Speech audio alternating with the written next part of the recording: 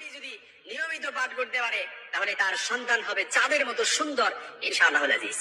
এমনকি এই সন্তানের দায়িত্ব স্বয়ং আল্লাহ পাক নিয়ে নিবেন, জিম্মাদারি প্রটেক্ট স্বয়ং আল্লাহ পাক নিয়ে নিবেন।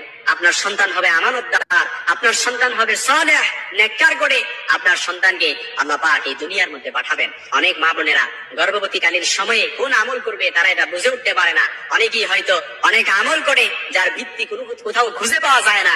আবার অনেকেই আমাদের কাছে প্রশ্ন করে যে হুজুর, গর্ভবতীকালীন সময়ে শুধুমাত্র সন্তানের নিরাপত্তার জন্য, শুধুমাত্র আমার সন্তানটা যেন নিরাপত্তার চাদরে আবৃত থাকে, এই জন্য কি আমল করব একটু বলে দেন। ইসলামের কোন ইনস্ট্রাকশন আছে কিনা এই আমলগুলোর ক্ষেত্রে আপনি যদি বলতেন তাহলে আমি আমার সন্তানের জন্য নিয়মিত আমলটা করতাম। কারণ সন্তানকে সবাই ভালোবাসে।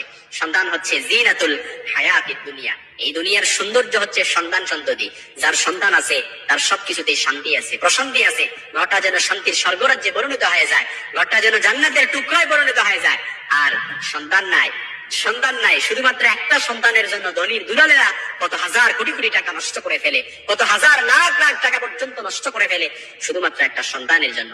এজন্য প্রিয় ভাইরা, সন্তান দিয়েছেন আল্লাহ পাক, এই কথাগুলো নারীদের কাছে পৌঁছায় দিবেন, মা বোনদের কাছে পৌঁছায় দিবেন। যখনই তাদের গর্ভে সন্তান আসবে, নিয়মিত যদি আল্লাহ পাকের এই সুন্দর নামটি যদি তারা পাঠ করতে পারেন, দৈনিক 100 বারও যদি পাঠ করতে পারে, তাহলে দেখা যাবে এই সন্তানের নিরাপত্তার দায়িত্ব স্বয়ং আল্লাহ পাক নিয়ে নিবে। এটা আমার কথা নয়, আল্লাহ পাকের 99 নাম আমরা জানি, সুন্দর সুন্দর 99 নাম আছে। ইসমাম মান আহসাহু দাখালাল জান্নাহ। যে ব্যক্তি আল্লাহ পাকের 99 নামটি মুখস্থ করবে ওই ব্যক্তি জান্নাতে যাবে। সেই বুখারীর হাদিস, বিনা হিসেবে জান্নাতে যাবে। অনেকে আছে 99 নাম মুখস্থ পারে না। আল্লাহ পাকের সুন্দর সুন্দর 99 নামের ভেতরে একটি নাম হচ্ছে ইয়া খালিক, যার অর্থই হচ্ছে সৃজনকারী, সৃষ্টিকর্তা। আপনি আল্লাহ পাকের এই নামটা আপনি সুন্দর করে দৈনিক 100 বার করতে পারেন, কিংবা তার চাইতে বেশি করতে পারেন, কিংবা বেশি বেশি করতে পারেন, তাহলে আল্লাহ পাক আপনার সন্তানকে চাঁদের মতো সুন্দর করে এই পৃথিবীতে পাঠাবেন।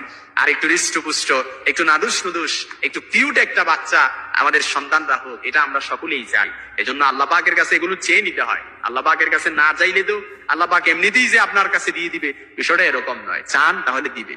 আল্লাহ পাক তো না চাইতে অনেক নিয়ামত, অনেক রিজিক আমাদের কাছে দিয়েছেন কিংবা দিচ্ছেন।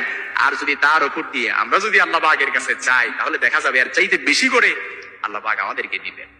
এজন্য সন্তান সন্ততি জিনাতুল হায়াতিদ দুনিয়া, দুনিয়ার সৌন্দর্য এটা। এই সন্তান সন্ততি যেন নেককার হয়, সালেহ হয়, উত্তম সন্তান হয়। পৃথিবীর মাটিতে যেন এই সন্তান সবার চাইতে শ্রেষ্ঠ সন্তান হয়, জগৎ বিখ্যাত আলেম হয়, দায়ী হয়। এটা আমরা অনেকেই চাই যে আমার সন্তান আমানতদার হোক, আমার সন্তান সৎ হোক, আমার সন্তান মানব সভায় এগিয়ে যাবে, এরকম একটা নেককার সন্তান আল্লাহ পাক যেন আমাকে দেয়। আমার সন্তান যেন চাঁদের মতো সুন্দর হয়, এটা আমরা অনেকেই চাই।